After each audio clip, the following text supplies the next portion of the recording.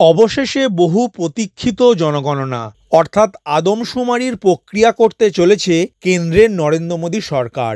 সব ঠিক থাকলে প্রায় ১৩ বছর পর আগামী সেপ্টেম্বর মাস থেকেই জনগণনা প্রক্রিয়া শুরু হতে চলেছে। গোটা প্রক্রিয়া চলবে প্রায় ১.৫ বছর ধরে।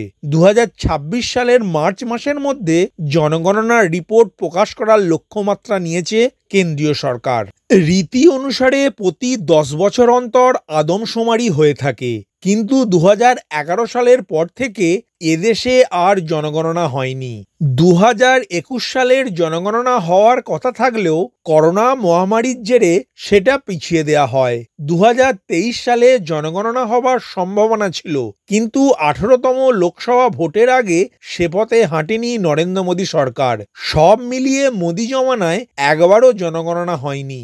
তাতে সরকারের অন্দরে নানা ধরনের প্রশ্ন উঠছিল। ১৮৭২ সালে শুরু হওয়া আদমশুমারি রীতি মেনে প্রতি ১০ বছর অন্তর জনগণনা হয়।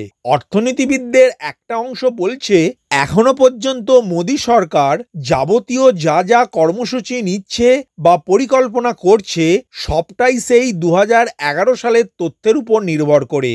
ফলে সমস্যায় পড়তে হচ্ছে সরকারি আধিকারিকদের। তাছাড়া সরকারের ব্যয় বরাদ্দের ক্ষেত্রেও সমস্যায় পড়তে হচ্ছে। বস্তুত জনগণনার দাবিতে সরকারের অন্দরেও চাপ বাড়ছিল। অবশেষে স্বরাষ্ট্র মন্ত্রক জনগণনার প্রক্রিয়া শুরু করতে চলেছে। সরকারি সূত্রের খবর, মোটামুটি ১.৫ বছরের মধ্যে বাড়ি বাড়ি গিয়ে তথ্য সংগ্রহ এবং বিশ্লেষণের কাজ শেষ করার লক্ষ্যমাত্রা নেওয়া হয়েছে। সেই তথ্য প্রকাশ করা হবে ২০২৬ সালের মার্চ মাসে। অর্থাৎ সব মিলিয়ে প্রায় ১৫ বছর বাদে জনগণনার তথ্য প্রকাশ্যে আসতে চলেছে। প্রসঙ্গত ২৮টি রাজ্য এবং ৮টি কেন্দ্রশাসিত অঞ্চল জুড়ে বিস্তৃত ২০১১ সালের আদমশুমারিটি ৬৪০টি জেলা, ৫,৯২৪টি উপজেলা, ৭,৯৩৫টি শহর এবং ৬ লক্ষেরও বেশি গ্রামকে কভার করেছে। মোট ২০,৭০,০০০ কর্মকর্তা। ভারতে ২০১১ সালের আদমশুমারি বা ১৫তম ভারতীয় আদমশুমারি দুটি ধাপে পরিচালিত হয়েছিল।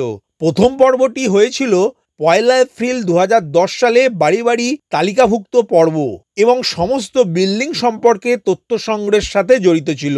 জাতীয় জনসংখ্যা নিবন্ধনের তথ্য প্রথম পর্যায়ে সংগ্রহ করা হয়েছিল, যা ভারতের অনন্য শনাক্তকরণ কর্তৃপক্ষ অর্থাৎ ইউডিআই বা আধার কর্তৃপক্ষ দ্বারা সমস্ত নিবন্ধিত ভারতীয় বাসিন্দাদের একটি ১২ সংখ্যার অনন্য শনাক্তকরণ নম্বর অর্থাৎ আধার নাম্বার ইস্যু করতে ব্যবহার হয়েছিল।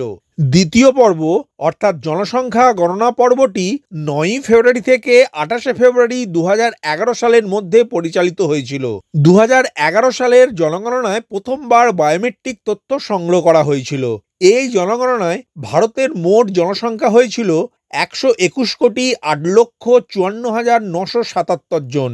সব থেকে বেশি জনসংখ্যাযুক্ত রাজ্যের নাম হলো উত্তরপ্রদেশ, যার জনসংখ্যা ছিল ৯,৯৮,১২,৩৪১ জন, এবং সবচেয়ে কম জনসংখ্যাযুক্ত রাজ্যটি হলো সিকিম, যার জনসংখ্যা ৬,১০,৫৭৭ জন ছিল।